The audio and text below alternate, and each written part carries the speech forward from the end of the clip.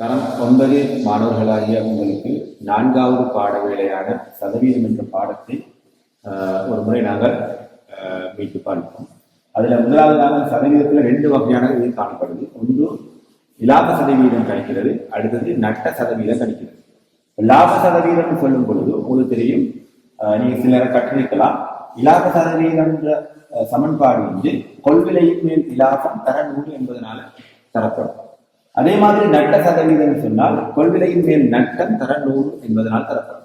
இப்ப லாபம் கணிக்கிறவங்களுக்கு தெரியும், ஒரு பொருளோடு 1000 ரூபாவுக்கு வாங்கி 1200 ரூபாவுக்கு விற்றன்னு சொன்னால், 1000 ரூபாவுக்கு வாங்கி 1200 ரூபாவுக்கு விற்றன்னு சொன்னால் இந்த சமன்பாட்டை எங்களை பயன்படுத்தி இல்ல அதாவது லாபமான விற்பனை.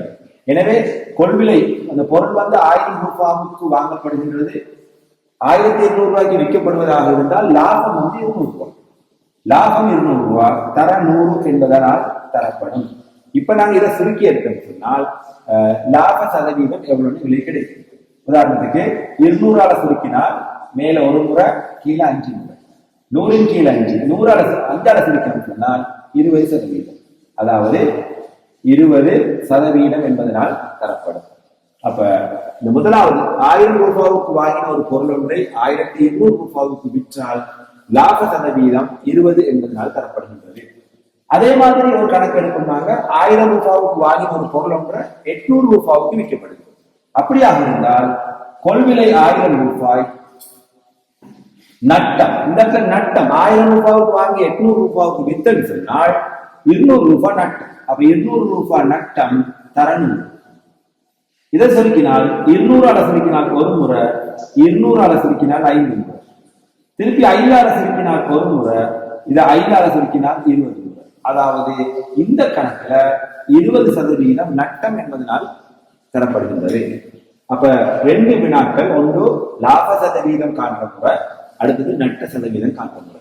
இது ரெண்டுமே 20% வந்தாலும் கூட 2 கணக்குகள் வித்தியாசம். எனவே இந்த பாடத்துல இந்த 2 பகுதிகளும் மிக முக்கியமானது, லாப சதவீதம் கணித்தலும் நட்ட சதவீதம் கணித்தலும். எனவே இந்த பகுதியை கட்டாயமாக நீங்கள் இது சம்பந்தமான பல்வேறு வினாக்கள் உங்களுக்கு பயிற்சிகளை தரப்பட்டிருக்குது. எனவே அந்த வினாக்கள் செய்வதற்காக இது சம்பந்தமான மேலதிக விளக்கங்களை உங்களுக்கு பெற்றுக்கொள்ளக்கூடியதாக இருக்கும் என்று நினைக்கிறேன். அடுத்ததாக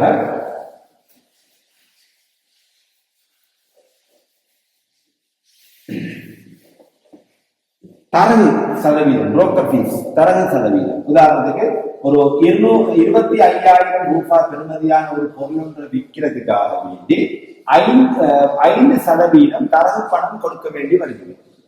கேள்வி உங்களுக்கு கேட்கலாம், தரகு பணம் எவ்வளவு என்று கேட்கலாம்.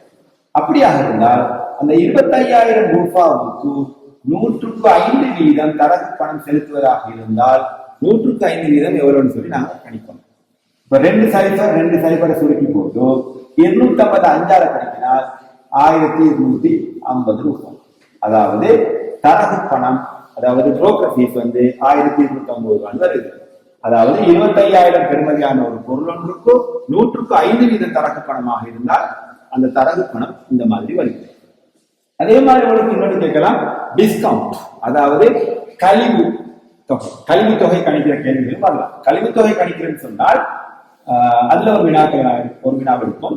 10,000 ரூபாய் பெறுமதியான ஒரு பொருள் ஒன்றுக்கு 10% டிஸ்கவுண்ட் தரலாம்.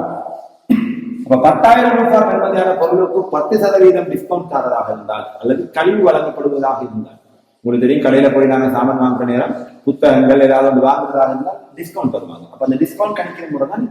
அப்ப 10% கழிவு தருவதாக இருந்தால், 10,000 ரூபாவுக்கு 10% கழிவு தருவதாக இருந்தால் கழிவு தொகை எவ்வளவு என்பதுதான் கேள்வி. எனவே நீங்க செய்ய வேண்டிய வேலை, இந்த 10,000 ரூபாய் தர 100க்கு 10% எவ்வளவு ஆகும். அதாவது 2 சைபரை வெட்டி போட்டு 100 தர 10 1000 ரூபாய் டிஸ்கவுண்ட். 10,000 ரூபாய் பொருளுக்கு 100க்கு 10% டிஸ்கவுண்ட் வழங்கினு சொன்னால் 10,000 ரூபாய் தான் டிஸ்கவுண்டாக கிடைக்குது, அதாவது கழிவு தொகையாக கிடைக்குது. அப்ப 10,000 ரூபாய்க்கு 1000 ரூபாய் கழிவு வழங்கப்பட்டால் உண்மையில கணக்காரர்களுக்கு நாங்கள் கொடுக்க வேண்டிய தொகை வந்து 10,000 1000 ரூபாவை கழிக்கும். அப்ப 10,000 1000 ரூபாவை கழிச்சுன்னு சொன்னால் 9,000 ரூபாய் தான் நாங்க கடைக்காரர் அல்லது விற்பனையாளருக்கு நாங்க கொடுக்க வேண்டிய தொகையாக அமைகிறது. எனவே இந்த பகுதியில நாங்க 2 பகுதிகளை பார்த்தோம். ஒன்று புரோக்கர் ஃபீஸ், அதாவது தரகு பணம் எப்படி கணிக்கிறன்றதை பார்த்தோம். அடுத்த 2வது கழிவுத்தொகை, அதாவது டிஸ்கவுண்ட் எப்படி கணிக்கிறன்றதை பார்த்தோம். அப்ப சில நேரம் உங்களுக்கு நேரடியாக 10%, 5% டிஸ்கவுண்ட் கணிங்கன்னு சொல்லி நேரடியாக உங்களுக்கு கேள்வி வரலாம். அப்படி இல்லைன்னு சொன்னால் டிஸ்கவுண்ட் பணத்தை நேரடியாக காணவும் வேணும், டிஸ்கவுண்ட கண்டுட்டு கழிச்சு அந்த பொருளை பெருமதியை காணவும் வேணும். எனவே இந்த 2 மெத்தடும் கட்டாயமாக நீங்க 2 முறைகளும் கட்டாயமாக நீங்க தெரிஞ்சுக்கணும். எனவே தரம் 9 பொறுத்தவரையில் இந்த 4வது பாடம் சதவீதம் என்ற பாடம் மிக முக்கியமான ஒரு பாடம். இதுல ஒரு சில விடயங்களை மட்டும்தான் நான் உங்களுக்கு ஞாபகப்படுத்துவேன். இதுல இன்னும் உங்களுக்கு வினாக்கள் வரலாம், அதாவது சதவீதம் கணிக்கிறது கூட வரலாம். உதாரணமாக ஒரு கணக்கை மாத்திரம் நான் எடுத்து உங்களுக்கு விளங்கப்படுத்துறேன்.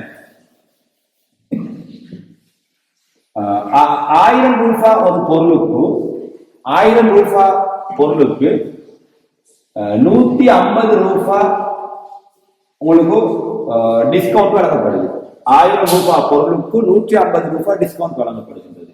சில நேரம் டிஸ்கவுண்ட் சதவீதம் உங்களுக்கு கேட்கலாம், அதாவது கழிவு சதவீதம் கேட்கலாம். அப்படியாக இருந்தால் நீங்க செய்ய வேண்டிய வேலை 1000 ரூபாய் தர 1000 ரூபாவுக்கு 150 ரூபாவாக இருந்தால் 100 ரூபாய் வரும். 1000 ரூபாவுக்கு 150 ரூபாய் கழிவாக இருந்ததுன்னு சொன்னால் 100 ரூபாய் வரும். இதனால சுருக்கி எடுத்திருந்தால் கீழே 2 சைஃபர் மேல 2 சைஃபர் திருப்பி ஒவ்வொரு சைஃபரை வெட்டலாம், அதாவது 15% கிடைக்கும். அப்ப 1000 ரூபாய் பொருளுக்கு 150 ரூபாய் கழிவு வழங்கப்பட்டால் அதை நாங்க சதவீதத்துல கணிக்கிறதுக்கு இந்த மாதிரி தான் நாம சின்னம் போட வேண்டும். எனவே இவ்வாறான வினாக்கள் உங்களுக்கு இந்த பயிற்சிகள்ல நிறைய வினாக்கள் தரப்பட்டிருக்கிறது.